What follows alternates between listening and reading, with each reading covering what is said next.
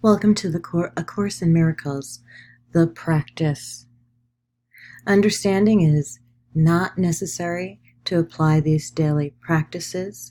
As you practice this daily, understanding will come. Some of the exercises, all of which are simple, over the next 365 days, your mind will want to resist. Practice them anyway. And welcome to A Course in Miracles, the practice. Good morning and welcome to A Course in Miracles, the practice. Today we are on practice 13, which is a meaningless world engenders fear. Today's idea is really another form of the preceding one, except that it is more specific as to the emotion aroused. Actually, a meaningless world is impossible.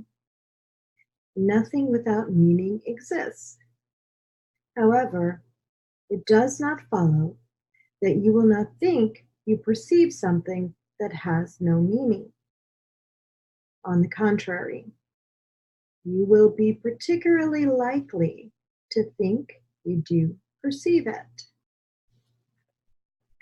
Recognition of meaninglessness arouses intense anxiety in all the separated ones. It represents a situation in which God and the ego challenge each other as to whose meaning is to be written in the empty space which meaninglessness provides. The ego rushes in frantically to establish its own ideas there, fearful that the void may otherwise be used to demonstrate its own unreality. And on this alone, it is correct. It is essential, therefore, that you learn to recognize the meaningless and accept it without fear. If you are fearful, it is certain that you will endow the world with attributes which it does not possess and crowd it with images that do not exist.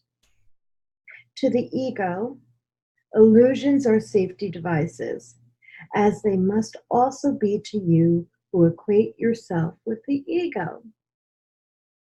The exercises for today, which should be done about 3 or 4 times for no more than a minute or so at most each time, are to be practiced in a somewhat different way than the preceding ones.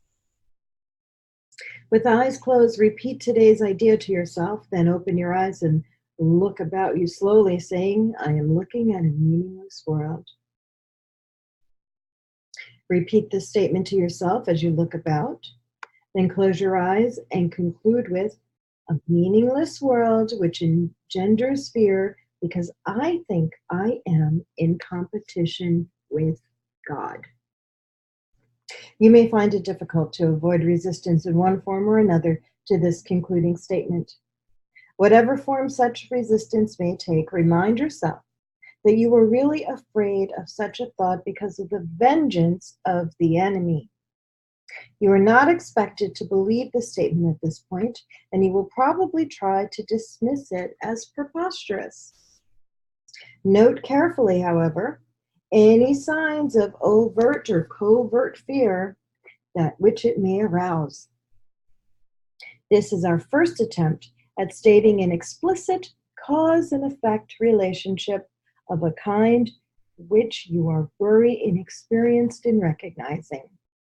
Do not dwell on the concluding statement and try not to even think of it except during the exercise periods. That will suffice at present. Okay.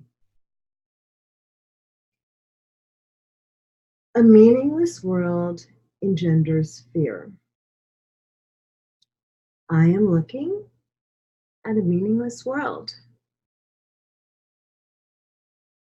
A meaningless world engenders fear because I think I am in competition with God.